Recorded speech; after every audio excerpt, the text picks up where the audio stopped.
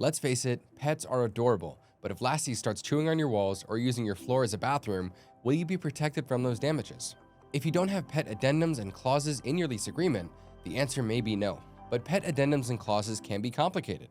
If you're not sure how to add those sections into your lease agreements, we've got you covered. Keep watching to learn everything you need to know about pet addendums and clauses and rental agreements.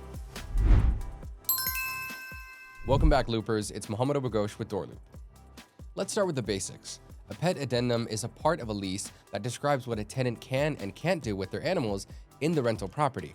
For example, they commonly include information about whether a tenant can have pets in their rental unit, breed and size restrictions for pets, information about the tenant's responsibilities while keeping a pet, details about how a pet-related damage will be paid for, and general information about the tenant and their pet.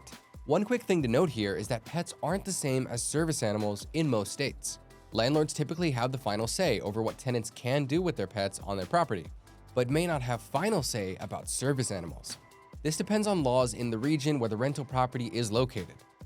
Even if you're an animal lover yourself, just like most of us are, there's no denying that pets have the potential to be loud, damage property, and make life miserable to other tenants. And that's why it's very important to describe a tenant's pet rights through an addendum. The pet addendum makes it clear what's allowed and what isn't, so that if you ever need to take legal action about a pet, you'll have a clear basis for doing so. It's also worth keeping in mind that allowing pets can often help landlords attract more applicants to a unit. People with pets typically have fewer options when looking for rentals. You may be able to establish a significant competitive advantage over other landlords in your area by allowing tenants to bring their animals with them when they move into your place. So, we now know what pet addendums are and why adding one to your lease is a good idea, regardless of whether you want to allow your tenants to keep pets or not. Now, let's make sure that your pet addendums contain all the details that you need them to in order to ensure they're effective. Pets can be pretty unpredictable, and you don't want your property to feel more like a zoo than a place of living. With that in mind, here are the details your pet addendums should include. First, you want to lay out the specific tenant and animals that this addendum applies to. That way, if you're ever forced to go to the court, the tenant won't be able to argue that the addendum didn't apply to the pet in question. Now, this can include things like the name and contact of the tenant, a description of the animal, including name, age, breed, weight, and color, the landlord's name and contact information, a brief description of the premises where the animal will be staying, such as the address and size of the unit, and finally, the dates and the lease that the pet amendment begin and end. If you include all these details, it'll be 100% clear who the pet addendum agreement is between and which animal it applies to. And this will help to ensure that the rest of the agreement is enforceable. Next up, you'll want to include information about any additional payments that the tenant needs to make if they plan on having a pet in their unit.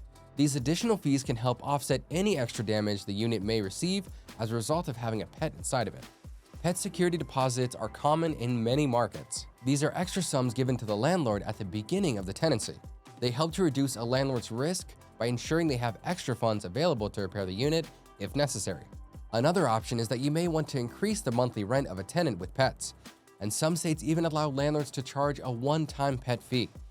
Any of these charges should be listed on the pet addendum to ensure that the tenant can't later claim that they weren't required to pay the charges you're requesting. It's also a good idea to get vet contact information in case of emergencies. Now, hopefully that's not something you'll ever need to use, but you never know. It's better to have it just in case. Finally, you can include any questions about the pet you think may be relevant to the situation. For example, you might want to ask if a dog has any history of violent behavior. Getting a firm no here helps to protect you in the event that a pet ends up hurting another tenant or another tenant's animal. Landlords can also ask about who's responsible for looking after the pet if the tenant isn't in the unit. If a dog is having the time of its life, barking at everything outside the window, you may need to contact someone in order to end the party if the tenant isn't home. Alright, so we've covered all the main details every landlord should include when creating a pet addendum. But there are other clauses that you may want to include in your agreement as well. So let's quickly look at some of these right now. First up is violation fees. These are essentially a financial penalty that a tenant needs to pay if they breach the terms of the addendum. Just make sure that any fees you charge are reasonable, so they don't violate local laws. You may also want to consider adding a no limit liability clause. This just specifies that any deposit or extra rent that you charge is not meant to limit your tenant's liability in the event that the unit repair costs exceed those fees. Many tenants also choose to limit the types of pets that tenants can have in their unit.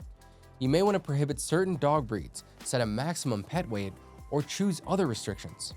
Next up, it may be helpful to include special requirements that relate specifically to your property. For example, you could set a requirement that says that the pet owner has to clean up their dog's waste in common areas or face the feet.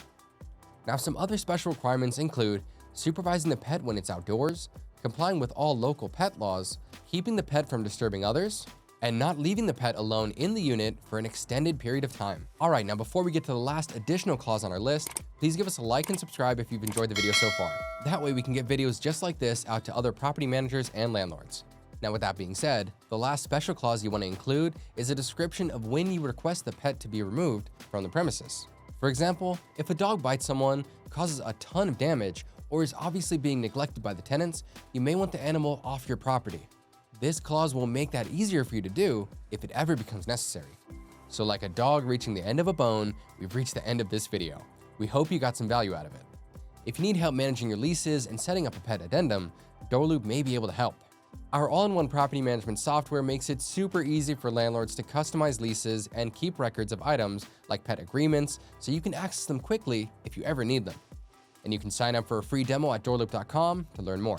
And once again, thank you very much for watching, and check out this next video in our series to learn more.